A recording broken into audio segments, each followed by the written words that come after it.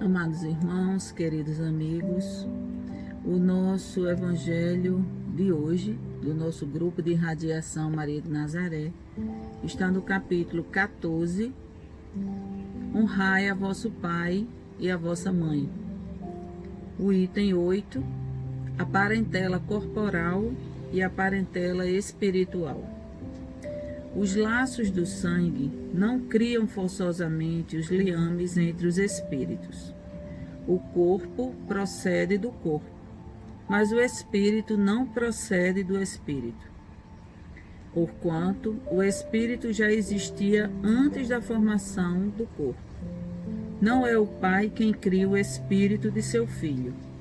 Ele mais não faz do que fornecer o invólucro corpóreo, cumprindo-lhe, no entanto, auxiliar o desenvolvimento intelectual e moral do filho, para fazê-lo progredir.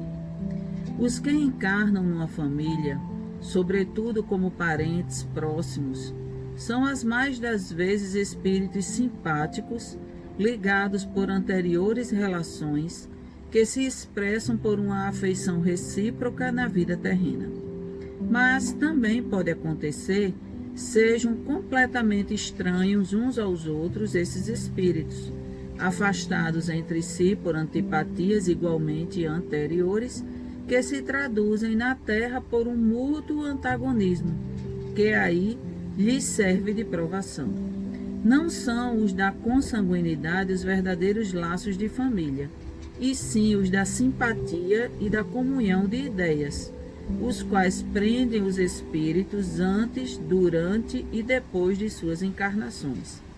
Segue-se que dois seres nascidos de pais diferentes podem ser mais irmãos pelo espírito do que se o fosse pelo sangue. Podem, então, atrair-se, buscar-se, sentir prazer quando juntos, ao passo que dois irmãos consanguíneos podem repelir-se, conforme se observa todos os dias. Problema moral que só o Espiritismo podia resolver pela pluralidade das existências. Há, pois, duas espécies de família: as famílias pelos laços espirituais e as famílias pelos laços corporais.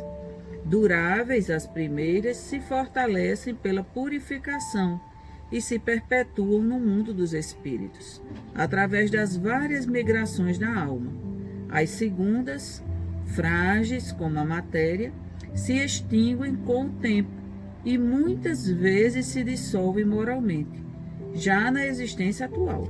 Foi o que Jesus quis tornar compreensível, dizendo de seus discípulos: aqui estão minha mãe e meus irmãos, isto é, minha família pelos laços do Espírito, pois todo aquele que faz a vontade de meu Pai que está nos céus é meu irmão, minha irmã e minha mãe.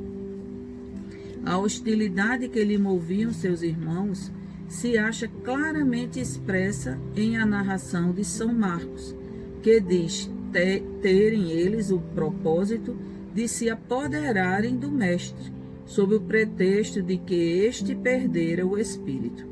Informado da chegada deles, conhecendo os sentimentos que nutriam a seu respeito, era natural que Jesus dissesse, referindo-se a seus discípulos, do ponto de vista espiritual: eis aqui meus verdadeiros irmãos. Embora na companhia daqueles estivesse sua mãe, ele generaliza o ensino que de maneira alguma implica haja pretendido declarar que sua mãe, segundo o corpo, nada lhe era como espírito, que só indiferença lhe merecia. Provou suficientemente o contrário em várias outras circunstâncias.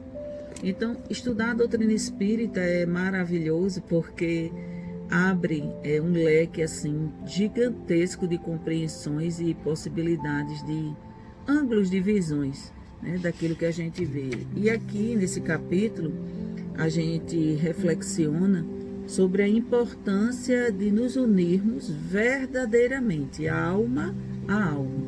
Não a união de corpos, porque essa se acaba aqui, nessa existência, mas a união de almas, a união em espírito.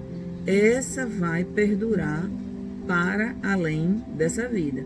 Então, é disso que Jesus nos faz conhecer com esse questionamento, que às vezes é difícil para algumas pessoas entenderem.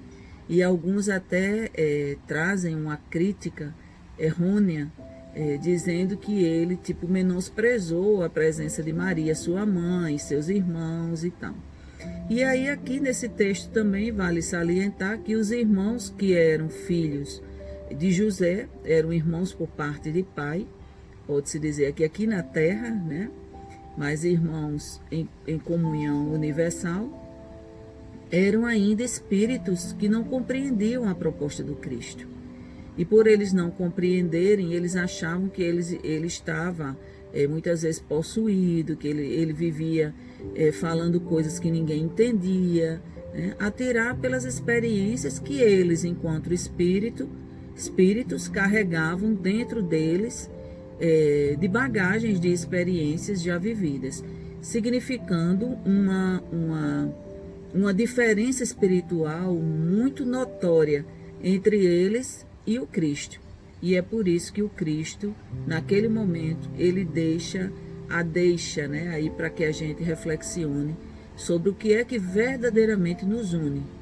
Então, muitas vezes, dentro dos nossos próprios laços carnais, né, a nossa família consanguínea, a gente não encontra esse amparo, esse apoio, essa compreensão, essa clareza espiritual do trabalho que a gente desenvolve dentro de uma casa espírita ou dentro de um templo, enfim, as nossas missões espirituais. Mas a gente encontra fora de casa, esse amparo, essa cumplicidade, essa fidelidade, essa amizade, essa irmandade. Então é nesse sentido. Então fica para nós, amados irmãos, queridos amigos, refletir sobre o nosso papel enquanto espíritos viajantes nessa existência. Pois que o que mais importa para nós são as questões espirituais e não materiais. E aí que possamos, né, armazenar esses conhecimentos que o Cristo nos trouxe quando esteve entre nós, para que a gente reflita em relação a essa perspectiva espiritualista que precisamos galgar diariamente no nosso processo de ascensão e construção espiritual. Que Deus nos abençoe.